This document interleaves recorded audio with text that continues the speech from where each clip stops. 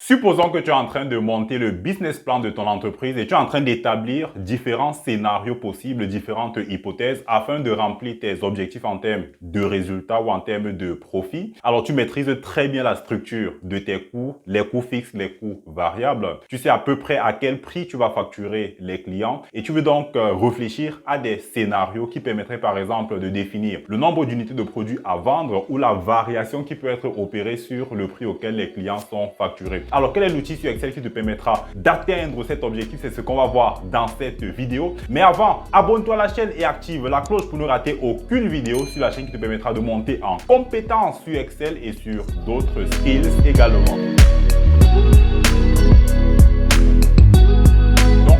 Nous avons le chiffre d'affaires de l'entreprise qui n'est rien d'autre que le nombre d'unités vendues multiplié par le prix à l'unité. Ça nous donne donc le chiffre d'affaires, la valeur des ventes qui ont été effectuées. C'est pourquoi j'ai justement indiqué ici qu'il s'agit d'une formule, tandis que là, c'est la matière première, sont les inputs de cette formule. Et puis de l'autre côté, on a la structure des coûts, on a les coûts variables par unité et puis on a les coûts fixes. Les coûts totaux, c'est la somme des deux, donc c'est la somme des coûts fixes majorés des coûts variables totaux. Alors, les coûts variables totaux, c'est le coût variable à l'unité multiplié donc par les quantités vendues. Donc ici également, on a une formule et puis enfin le résultat, c'est la différence entre le chiffre d'affaires et les coûts totaux. Donc ce qu'on veut faire, c'est réfléchir à différents scénarios possibles en utilisant bien sûr l'outil Solver parce que il me semble que c'est cet outil-là qui est indiqué pour réaliser ces différents scénarios, ces différentes hypothèses. Donc l'hypothèse qu'on veut élaborer, c'est quoi? C'est que nous avons ici le résultat. Ça, c'est une formule, mais on veut se demander comment est-ce qu'on pourrait faire évoluer le nombre d'unités vendues et peut-être aussi le prix de vente qui est proposé au client de manière à atteindre un objectif de résultat, par exemple, de 20 000 euros. Donc, on veut atteindre un objectif de résultat de 20 000 euros et on va se demander sur quelle variable on peut jouer, n'est-ce pas? Moi, je vois deux variables, le nombre d'unités qu'on vend et puis le prix proposé sur le marché. C'est vrai qu'un prix, c'est pas toujours évident à modifier, mais toujours est-il que ça devrait être justifié. Si on a, par exemple, un facteur différenciant, un élément de différenciation par rapport à la concurrence, on peut bien entendu revoir nos prix à la hausse. Bien entendu, ça dépend aussi de quel type de marché, sur quel type de marché on est, mais on peut bien entendu proposer un prix au-dessus de celui de la concurrence.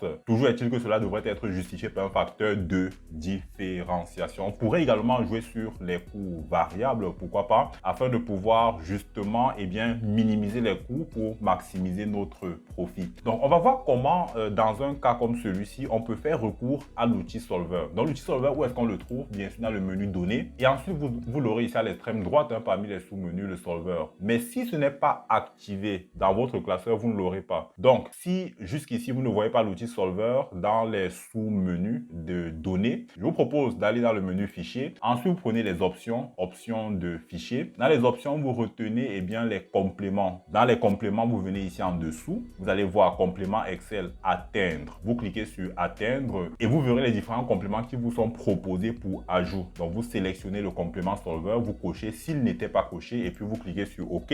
À présent, je pense que vous devez l'avoir dans le menu Données, n'est-ce pas? Vous cliquez donc sur Solver, que voici. Pour utiliser le Solver, il y a trois éléments qu'il faut renseigner. Premièrement, il faut définir un objectif à atteindre. Deuxièmement, indiquer au Solver les variables qu'il peut utiliser pour justement vous aider à atteindre votre objectif et vous proposer donc une solution. Et troisièmement, il y a des contraintes parce que tout ne va pas sans contraintes.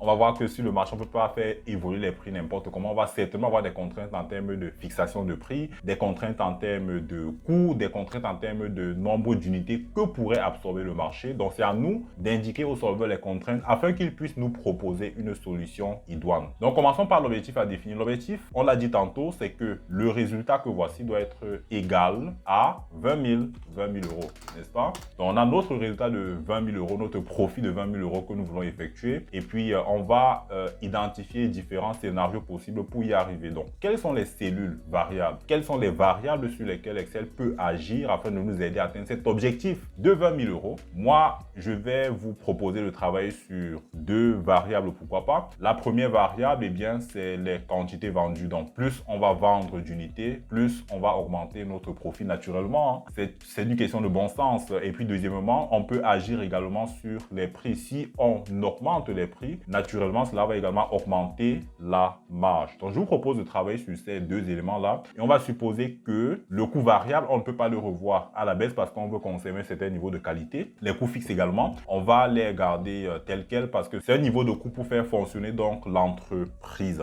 Donc, voilà pour les cellules variables. Maintenant, définissons les contraintes. Donc, première contrainte, ce sera par exemple sur le prix à l'unité. Donc, je ne peux pas aller au-delà de 4 € par unité. Donc, je vais dire les prix doivent être inférieurs ou égaux à 4 €. Donc, ça, c'est la première contrainte.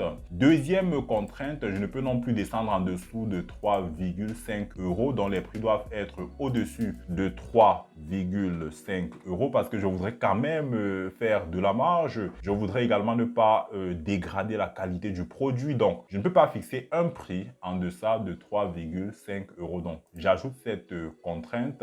Très bien, on a donc ces deux contraintes. Et puis, je pense également à une troisième contrainte qu'on pourrait intégrer. Eh bien, c'est sur le nombre d'unités vendues qui doit être un nombre entier. Donc, vous venez ici, vous prenez entier. Naturellement, ça ne fait aucun sens d'avoir un nombre qui comporte des virgules. Donc, je voudrais que le nombre d'unités vendues soit un nombre entier. OK.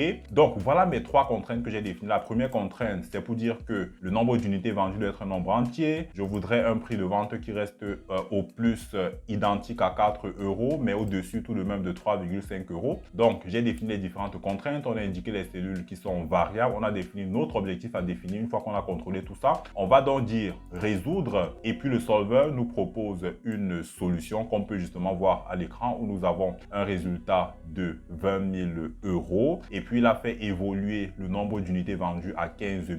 Il nous propose un prix toujours de 4 €. Et puis, on a ces deux éléments qui restent assez fixes. Donc, si on est d'accord avec cette solution du solver, on va cliquer sur OK. Et voilà qu'on a pu avoir un scénario pour notre business plan. Je pense que vous avez très bien suivi le processus qui nous a conduit à ce résultat et qu'à présent, vous pouvez vous-même développer différents scénarios dans le cadre de l'élaboration d'un business plan. Merci encore d'avoir regardé cette vidéo jusqu'à la fin. J'espère qu'elle t'a plu. Et si tu n'as pas encore regardé la vidéo, les 10 fonctions Excel qu'il faut maîtriser en tant que comptable, c'est juste là. Clique sur ce lien pour avoir accès à cette vidéo. Les 10 fonctions Excel à maîtriser en tant que comptable. Si tu n'es pas encore abonné à la chaîne, qu'est-ce que tu attends? Abonne-toi à la chaîne Vidéo de Compta afin de ne rater aucune vidéo pour monter en compétences, en compta, en contrôle de gestion et sur Excel. Et on se dit tout simplement à très bientôt.